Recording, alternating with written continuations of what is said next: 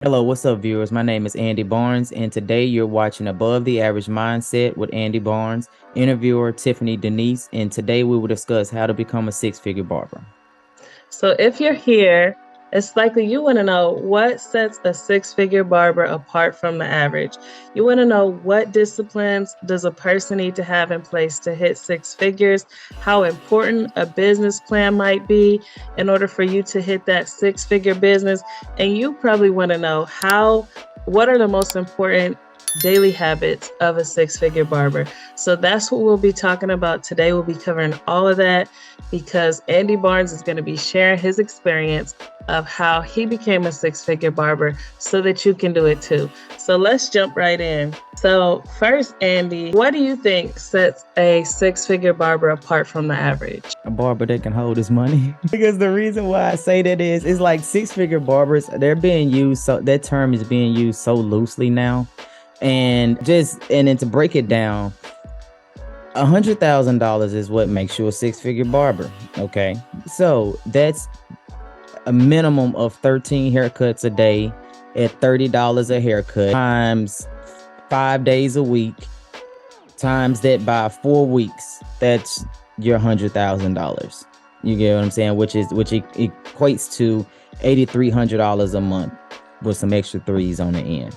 But that's Wait. Can you slow that down for a second? So 13 haircuts a day. Times 30. That's the price. Okay. Okay. Now times that by 5 days a week. All right. And 52 weeks. So you're working every week. Yeah. Okay.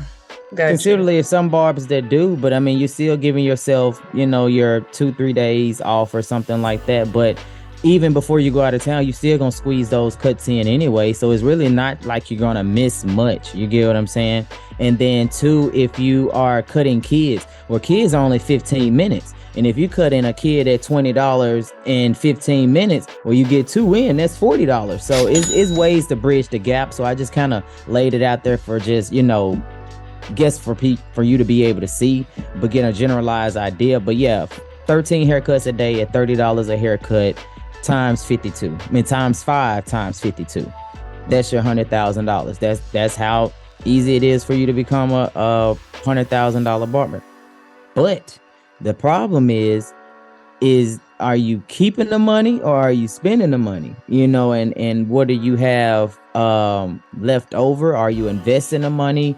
Is it this a continuous thing? If this something that you just fell upon, so those are different things that matter. But just to any barber can make six figures. Hell, you come out of school, if you're determined enough to cut, even if you're doing $20 a cut, you have to cut, just a little bit more than that, and you're good. So I mean, it's not hard to obtain six figures, but it's just being able to maintain and be able to organize a healthy life balance with business and personal life with that.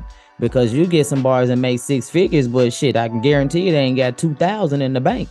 So, it's just, so I just don't like the fact that, six figures get thrown around so loosely, as though it is, ooh. But no, it's easy to make six figures, especially today, in the industry and the way the pricings and everything is.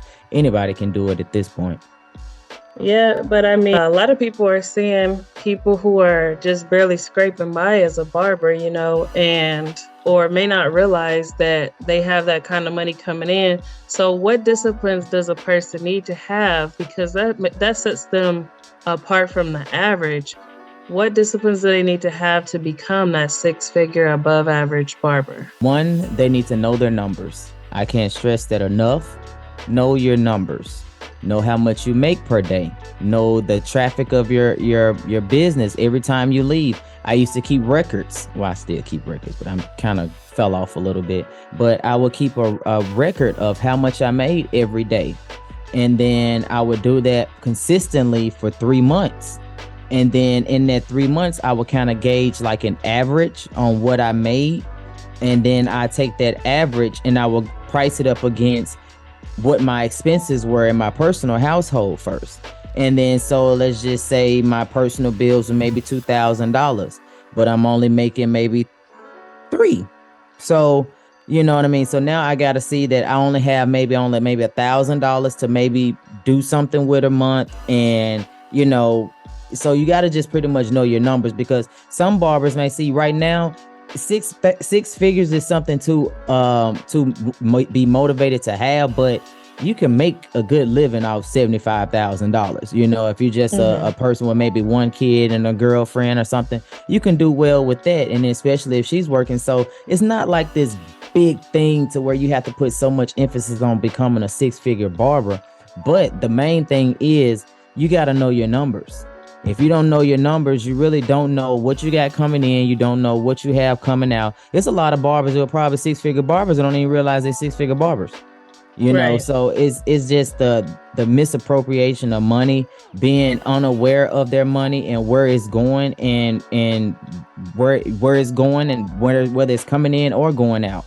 Because a lot of barbers, I know where my money is because it's in investments, it's in other things. So I may look like it don't have a lot, but then what does that look like stacked up to a guy who goes out every weekend and go buy Jordans and go to the club and go, he got a $800 car note because he just went and bought the BMW or the Scat Pack. You get what I'm saying? So it's certain disciplines, but the way I live my life is fine for me. But the other guy who wants that, you can have that life, but you need to make sure that you understand the numbers. So Right.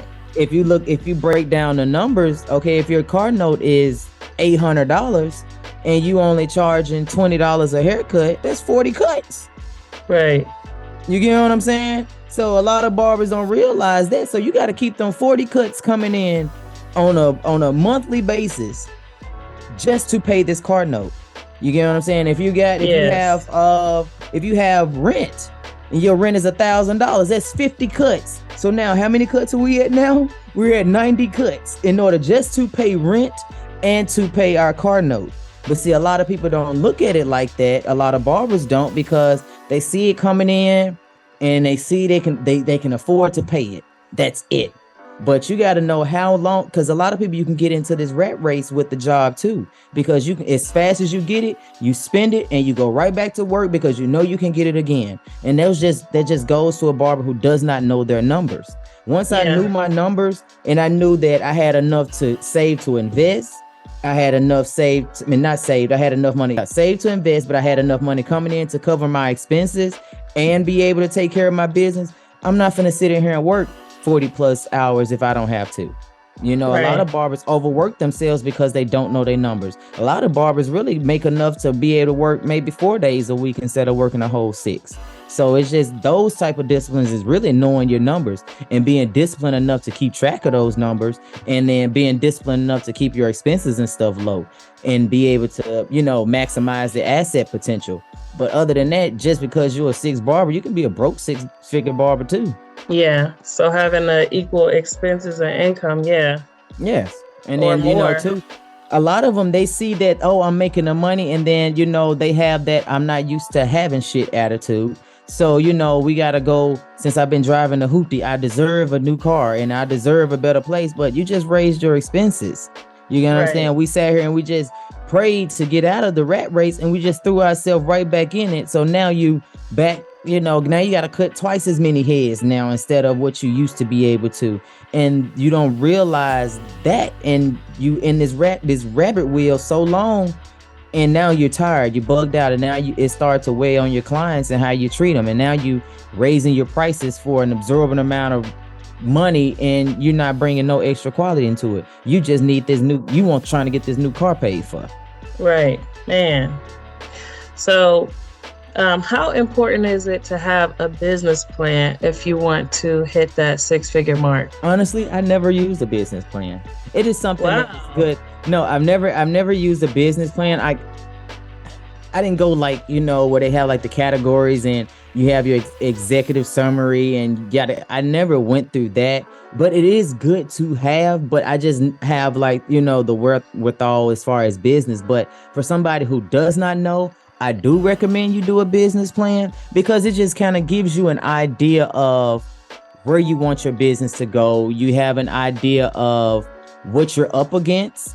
You have an idea of who you're going to market to, how you're going to market to them, Where's your money going to come from? Are you going to get a loan? Are you going to use credit cards? Are you going to leverage the liquid cash that you have? Those are good things to know. You have to be aware of your demographic. Mm-hmm. Are those people in the area? Are they going to be willing to come to your business and pay the price that you have set for them? What else is on there? If you have any investors that you have, they will want you to itemize that so they can see that you have the money coming in and that you know that you have this particular money guaranteed to you. Also, your competitors, because now you have to stack yourself up against every other barbershop that may be in the area, and then you have to be able to see what makes you different. So all those different things that I just named are things that are listed in your business plan. So if you do not know those particular things, so yes, it would be wise that you develop a business plan. You can go to sba.gov and they have business plan templates out there. And it's other, you can just Google business plan template and just be able to follow it. And then a lot of them give them very detailed descriptions on what exactly needs to go in each category for them. Yeah. And another thing, so you did not have the structured business plan, but I do hear you talk about your goals, and I'm sure you measured your goals. What did you use to make sure that you had like specific goals that were keys to you getting to the next level in your business? When I first started, my first goal was I just wanted to make $1,000 a week. And once I got to the 1,000, I was like, okay, well, let's see if we can do like 1,300, you know. Mm-hmm. And I just kept incrementally raising my prices, but at the same time, I was doing different services. I was, instead of rushing, maybe this particular price raise, I take my time. Maybe I include a shampoo, and maybe I do a hot towel. You know, it's just different things that you can implement to be able to raise your price. Sometimes my clients went up, just they was cool with the price change just because I was consistent. You know, I really didn't really start implementing extra things into my services until right at COVID. So by that time, that was 2020. So I had already been in the business 8 years before I even, you know, just used something new in order to raise my prices. I just met the demand. Those particular people wanted those services, and it got to the point I was overbooked. I kept telling people no. I kept telling people I don't have room or I'm booked, because at the end of the day, I'm still going to make time for me to go home, for me to give me a peace of mind, for me to, you know, go enjoy life and things like that. So when it got to that point, I knew then it's time to raise my prices. And so I did that consistently for 8 years. When I first started, I probably went maybe 2-3 years without raising my prices. And then over those next 3 to 4 years, I just been scaling them every year. And then that's what it got it to the point when I started adding extra service. I was sitting there literally at home for 3 months. So it's like, okay, well, what can I come out with that'll just be new, you know? And those particular things, just me trying to chase the next best thing, whether it be charging for enhancements. You know, now the enhancements is included in the price, you know, so it's different things that you can add to your business that'll be able to help you, you know, scale. But as far as me, how I raise my prices, I strictly just raise them just because I was too busy. And then when you have an overflow and an influx, just raise your prices. A lot of people are scared to raise their prices because the people they're going to lose. But if you have a sense of marketing and you're continuously marketing and you're consistent with your marketing, the new people are going to come at their price point, because there's some people that probably have been waiting for you, but you've been so booked that they couldn't get in. So then once you start remarketing, hey, slots available, them people are going to chime in, and then it's just going to be a domino effect of now new people paying the new price. You get booked up again at that price with these new people, raise it again. Right. Another question, how important is location to hitting the six-figure goal? Because I know that in some locations, if they specialize, for example, in African American hair, and there's a small African American market, they may have more challenges with having the consistent clientele and all that stuff, how important would you say location is to hitting the goal? Location is important when you're first starting out. But once you have the consistent flow, that doesn't, everything else really is on you, because we're not, once you reach a certain point in your career, we're no longer relying on the location. Everything now it shifts into business mode. Now you really have to market yourself, because yes, the owner is going to bring people in, but naturally you're going to leave at some point or another. That 85% of barbers do not stay at their location. They move and go get their own shop, or they may team up with somebody else and open their shop, or they may go to a suite or something. So that it shifts. So it's like you're not always relying upon the location, because I've moved to a location where didn't nobody know me. I'm currently where nobody knew me. So it was strictly up to me to pull everybody either from my old clientele and be able to pitch to new people that wanted the services that I had to offer. So your first maybe 1-2 years, that's when the location matters for your career, because you got to have a continuous influx of new people that's seeing you. You need time to better your craft. You need time to get your times down as far as how long it's taking you to cut hair, so the learning period really relies strongly on the location and how busy it is. But if it's slow, it makes it very slow for you to be able to get hone your skill faster, and also get your time down faster, things like that. So if it's a slow shop, the chances of you being able to build successfully is going to just be slower. But after you've already established yourself, you kind of got a handle on the business, got a handle on the flow, the holidays, your money, your finance, all those different things.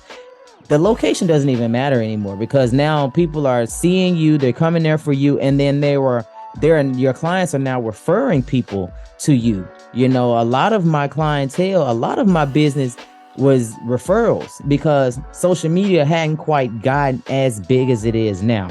I haven't really started using social media to market until 2021, because I moved into the shop that I was in the end of 2020. So yes, 2021 is the only time I really just been trying to maximize the benefit of social media. Everything else before then had just strictly been word of mouth, maybe Facebook postings, and like I said, referrals. But I've never passed out a business card, other than unless somebody was having a conversation about me being a barber, or that was pretty much it, because I never been that type of guy to be like, hey, my name is Andy, I would love to cut your hair, and I can't do it. Like, my nerves will take over, and I get a rambling and I sound nervous, so I just never did it.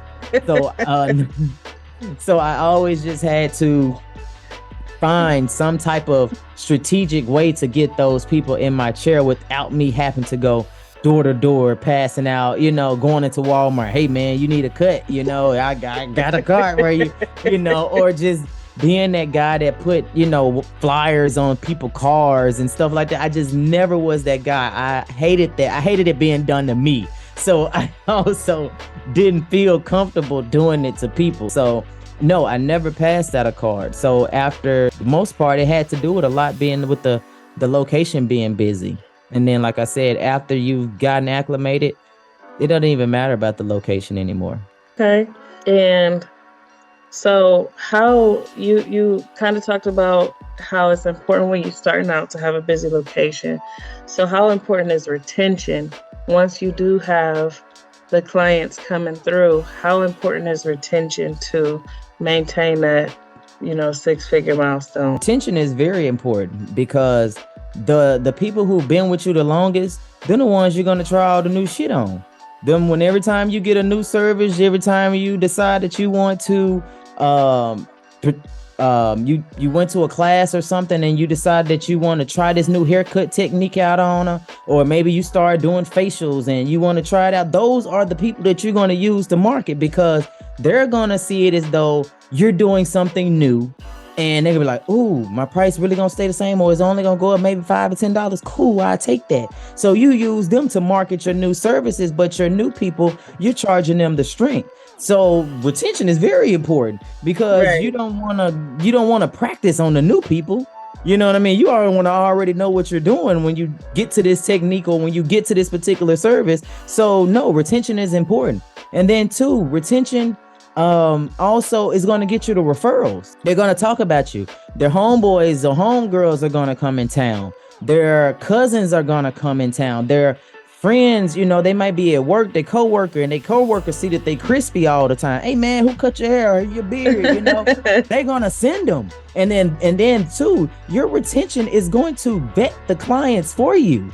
They're gonna tell that client exactly how you are, what you will put up with, what you won't put up. They are the advertising for you. So there's a lot of them would tell me, look, they will come and sit in the chair. Look, such and such, I already said that you don't play about your time, so I made sure that I was on time, and you said you need the hair wash, so I made sure I washed it real good for you. It'll be simple things like that. It would be funny. I'll be dying on the inside, but it was just a fact, just out of respect that my clients have already vetted them, because I'm very strict when it comes to my boundaries, my rules, and everything for my business, because it's a help me help you. You got to help me run my business smoothly by you coming on time, or by you, coming with your hair wash. So that way I can get you in, get you out the way that you want me to do for you. So with me doing it, and I drilled it in my client's head repetitively. So it's like a lot of times the new clients come in, well, hey, he told me, and they just tell me my rules before I even say nothing. I'd be like, cool, what do you want? So the retention is very much so important. And then also the kids are going to grow with you. I've been with some of my kids for 10 years. Some of them have wives now. Some of them have babies now. Some of them, some of them are just now reaching high school now. So it's like retention, just to be able to see the level of growth with over the years. That is very important, because now they having families. If they got a son, they coming. I have a client who has he's had four kids within the last 10 years. 2 of them are boys. So I got 2 new clients. You get what I'm saying? So is that thing too. You want that retention. You want your client to go. But now we do understand that all clients are not going to stay for whatever reason. They're going to move. Your prices may become too much for them. If you may not, provided the best service for them. It's just certain different things that just come with the territory. Right. Don't take it to heart, but some people are going to leave. Now, I probably have about 25. It's like really been hanging in there with me, regardless of what the price is, what location I've been to, things like that. And them been the people that I've been riding, but them the people that I look out for the most, because of the simple fact that, you have carried my business and I appreciate you, but at the same time, as a business owner, we need the new people. We still got to keep getting to them, because their reach is only so far, Right, and then if your clientele is over a certain age, they're out of touch with a lot of things that's going on. So they're not going to kind of send you the people that you might need to have that's up to speed with certain things, so you can't solely rely on that. Whereas let's just take enhancements for instance. Well, if I want to be able to show off my enhancement skills, I need some clients who needs or wants enhancements. But most of my clients, they want, man, keep it natural. I'm like, fuck, I can't take a picture. And it's just because they got this little receding point, or, it's just certain things. So it's like, well, damn, I can't really get to the enhancement clients because they blocking the whole schedule for us. So, it's just different things that that sometimes your retained clients can kind of keep you away from. So you also got to be able to have that knack for continuously marketing. I don't care how busy you are, continually market your business, because some of them people are going to fall off, and then somebody is sitting there just waiting for that space to become available for you. Right. Wow. So have you seen people who become 6-figure barbers solely off of the services, or do you think that people should get into products or some type of retail in order to hit 6 figures? Retail products and things like that, they're good, but they're not necessary. I just gave you the blueprint, earlier in the video, where it's 13 haircuts a day at $30 a haircut, 5 days a week. 4 weeks a month. So that's your 6 figures. Now, if you decide to add extra services or products and things like that, well, then that just cuts your haircut margin down, being depending upon what that price of that product is and what the price of that new service is. So no, it's not strictly dependent upon haircuts, but then you don't have to rely on products, because I have products, but I'm not a salesman. I'm not a guy that sit here and say, well, come try this shampoo from Above the Average Barber, and it's more so I use me educating my clients about their haircuts and things that they need in order to make sure that their hair looks good. It's not brittle, it's not broken, it's soft, it doesn't have dandruff buildup. So by me explaining these different conditions to them, when then they will ask, well, you got products, or where can I buy them? Man, look, I got everything you need in here, and that's how I get my products sold. So I've never been the guy to just, reach out and say, hey, I got this product for you, man. I'm just never. I have not been the best salesman, man. I'm telling you, I have No, never passed out a card. I've I think never that's sold just myself. I think that's just a different method that you're using to Hmm. sell. I think that education is a great method of selling, because then the person is understanding why they made that decision Hmm. versus just that I did it because, Andy came up to me and he asked me, you Right. know. Right.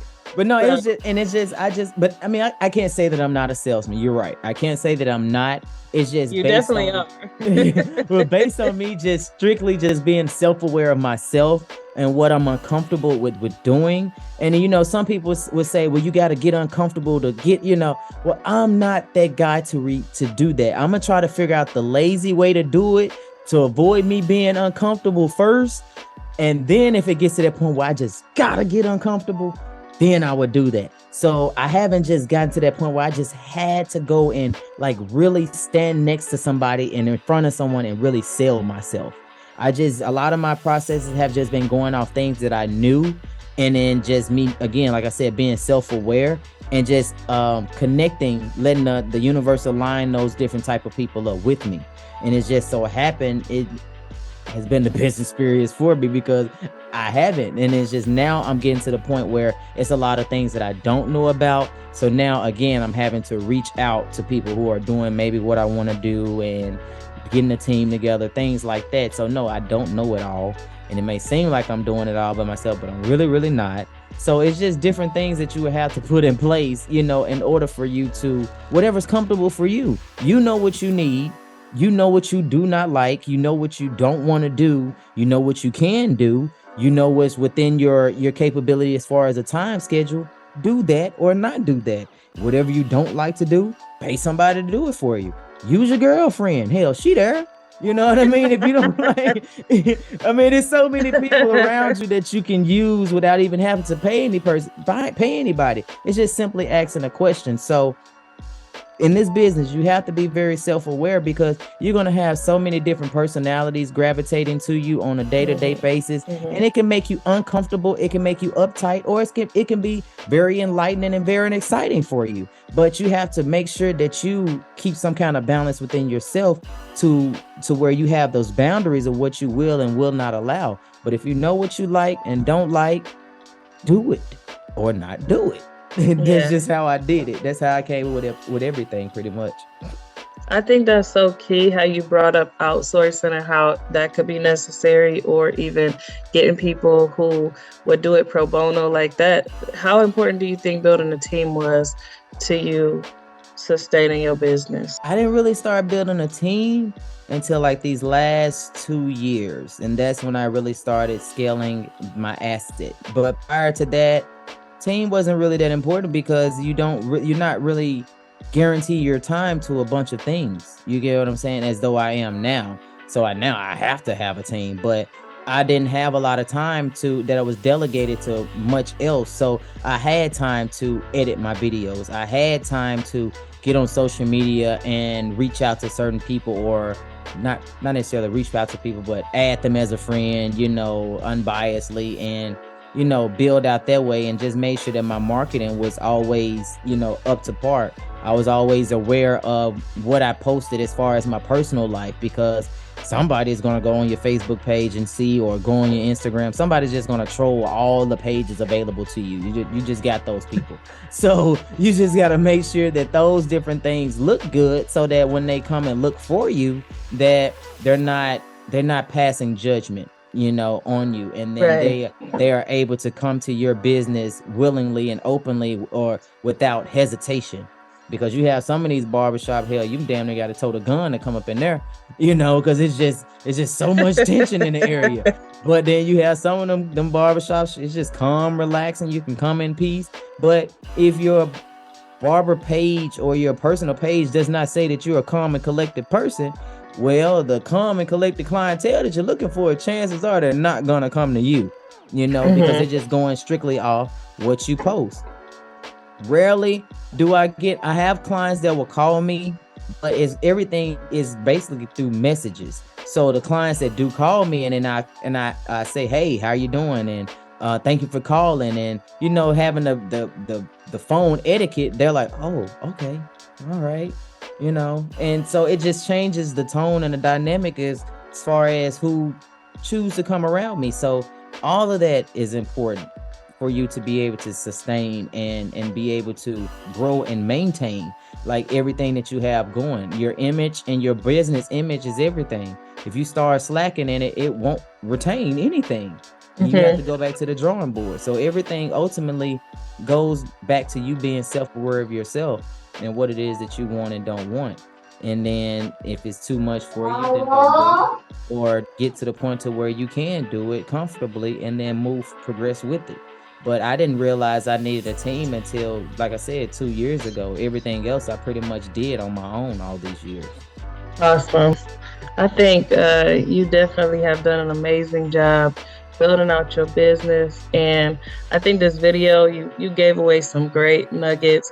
So if somebody wants to get a hold of you, or they want to be in contact with someone who is successful in the industry so that they can maybe learn, where can they get a hold of you?